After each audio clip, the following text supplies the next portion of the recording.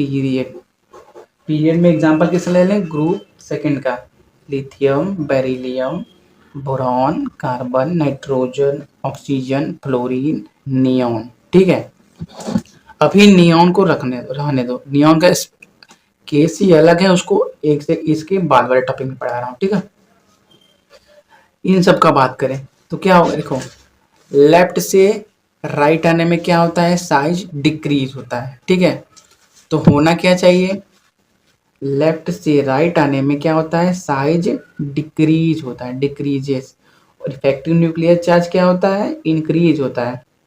क्यों होता है, क्योंकि लिथियम है, इन लिथियम का न्यूक्लियस मान लो है। ठीक है, इसमें दो सेल, पहले सेल में कितना इलेक्ट्रॉन, दो, दूसरे में एक इलेक्ट्रॉन। बेरिलियम है, ये बेरिलियम का न्यूक्लियस है, ये पहला सेल उसका, ये उसका दूसरा सेल। पहले सेल में दो इलेक्ट्रॉन, दूसरे सेल में दो इलेक्ट्रॉन। बोरॉन का कार्बन न्यूक्लियस है, पहला सेल दूसरा सेल, इसमें दो इलेक्ट्रॉन, इसमें तीन इलेक्ट्रॉन। जो एक्स्ट्रा इलेक्ट्रॉन भरे जा रहे हैं वो किसमें भरे जा रहे हैं, सेकेंड सेल में ही।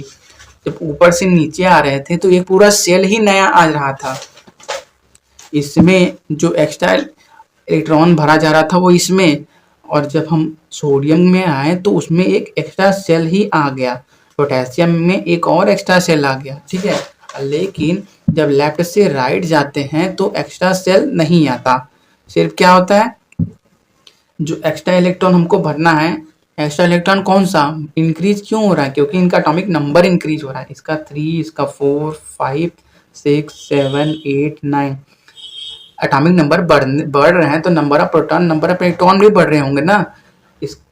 इसमें 3 इलेक्ट्रॉन थे तो इसमें 2, 1, और दूसरे वाले सेल में मैक्सिमम कितने इलेक्ट्रॉन भरे जा सकते हैं, 8।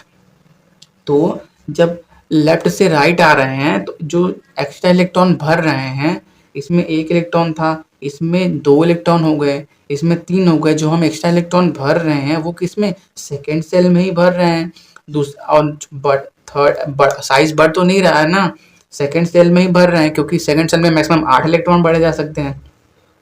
और बताओ, जब 1 इलेक्ट्रॉन था तो इफेक्टिव न्यूक्लियर चार्ज का मतलब इस आउटर मोस्ट शेल और न्यूक्लियस के बीच फोर्स ऑफ अट्रैक्शन, 1 इलेक्ट्रॉन था तो फोर्स ऑफ अट्रैक्शन मान लो इतना था, 2 इलेक्ट्रॉन बढ़े आए तो फोर्स ऑफ अट्रैक्शन बढ़ ना गया, 3 आए तो फोर्स ऑफ अट्रैक्शन और बढ़ गया। इसीलिए लेफ्ट से राइट आ रहे में इफेक्टिव न्यूक्लियर चार्ज क्या होता है, इंक्रीज होता है। स्क्रीनिंग इफेक्ट क्या होता है, कांस्टेंट रहता है। क्यों कांस्टेंट रहता है, क्योंकि अंदर वाले सेल में सिर्फ 2 इलेक्ट्रॉन है। ठीक है, अंदर वाले सेल में 2 इलेक्ट्रॉन है, अंदर वाले सेल में सिर्फ 2 इलेक्ट्रॉन है, और आगे भी करोगे उन सब में भी अंदर वाले सेल में क्या है, सिर्फ 2 इलेक्ट्रॉन है, इसलिए इनके स्क्रीनिंग इफेक्ट कुछ ज़्यादा फर्क नहीं पड़ता, वो हमेशा कांस्टेंट रहता है। ठीक है, इसीलिए होना क्या चाहिए, इफेक्टिव न्यूक्लियर चार्ज बढ़ रहा है, साइज घट रहा है, और हमको क्या करना है, आयनाइजेशन एनर्जी देके क्या करना है, पहला इलेक्ट्रॉन निकालना है। एक बार बताओ, साइज बड़ा रहता है तो आयनाइजेशन एनर्जी कम लगता है, हमने यहाँ पे सीखा। लेकिन जब साइज छोटा होगा तो सोचा छोटा होगा तो क्या होगा, ये जो न्यूक्लियस होगा वो अपने पूरे इसके और इसके सेल के इलेक्ट्रॉन को और टाइटली पकड़ के रखा होगा। इसीलिए जब साइज छोटा होता है, साइज छोटा होता क्या होता है, effective nuclear charge. Effective nuclear charge का मतलब फोर्स ऑफ अट्रैक्शन किसके बीच, आउटर मोस्ट सेल के इलेक्ट्रॉन और इसके न्यूक्लियस के बीच। जब ये हाई होगा तो आयनाइजेशन एनर्जी इंक्रीज करेगा। ठीक है, तो ठीक ऐसे तो इसलिए लेफ्ट से राइट जाने में आयनाइजेशन एनर्जी इंक्रीजेस। 2 जगह एक्सेप्शन है, पिछले वीडियो लेक्चर में हमने एग्जाम्पल से पूरा देखा था, एक यहाँ पे आता है और एक यहाँ पे आता है। ठीक है, इसको हमने पिछले वीडियो लेक्चर में पूरा सॉल्व करके बताया था कि ऐसा होता क्यों है। ठीक है, अब ये बात हो गई पीरियड की। अब हम बात करते हैं किसका, एक बात बताओ, आयनाइजेशन होता क्यों है, कोई इलेक्ट्रॉन देगा क्यों, या 2 ही रीजन हो सकते हैं। पिछली वीडियो में हमने जब एग्जांपल ये दोनों किया था तो अच्छे से समझाया था कि आयनाइजेशन होता क्यों है, स्टेबिलिटी को फाइंड करने, स्टेबिलिटी पाने के लिए। कोई भी आदमी कुछ भी करता क्यों करता है, खुश रहने के लिए, स्टेबल होने के लिए। वैसे ही आटम भी इलेक्ट्रॉन देते हैं, आयनाइजेशन करते हैं, क्यों करते हैं, स्टेबल होने के लिए। ठीक है, स्टेबल क्यों होने के लिए, ये हो सकता है इसमें इलेक्ट्रॉन कम हो, इलेक्ट्रॉन डोनेट करके स्टेबल हो जाए, ठीक है, यही रीजन हो सकता है ना। सब क्या चाहते हैं, ये सब क्या चाहते हैं, ये सब यही चाहते हैं कि नोबल गैस के कॉन्फ़िगरेशन के बराबर हो जाए, क्योंकि नोबल गैस नॉन रिएक्टिव होते हैं। वैसे ये सब भी चाहते हैं कि हम या तो डोनेट करके या तो एक्सेप्ट करके या शेयर करके इसके बराबर हो जाएं। लेकिन आयनाइजेशन का मतलब सिर्फ निकालना होता है, आपको इलेक्ट्रॉन निकालना है, निकालना है, निकालना है। तो आयनाइजेशन, अगर किसी का हम आयनाइजेशन करेंगे तो वो खुश कब होगा, तब होगा जब वो इनके बराबर होने लगे, ठीक है।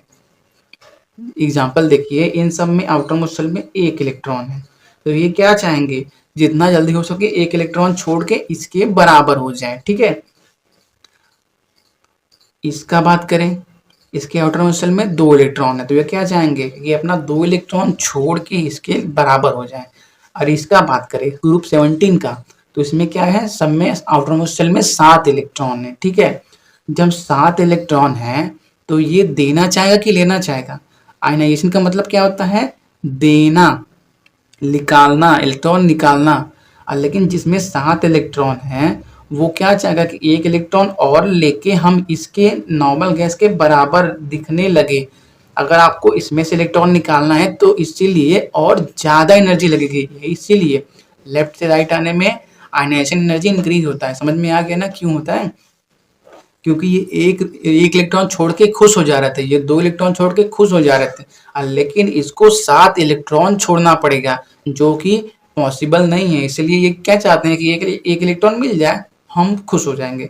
लेकिन आयनाइजेशन का मतलब क्या होता है, इलेक्ट्रॉन निकालना। इसीलिए ये बोलते हैं अगर फिर भी आपको हमसे इलेक्ट्रॉन लेना है तो एनर्जी और ज़्यादा देनी पड़ेगी, क्योंकि इनका साइज छोटा होता है, ठीक है।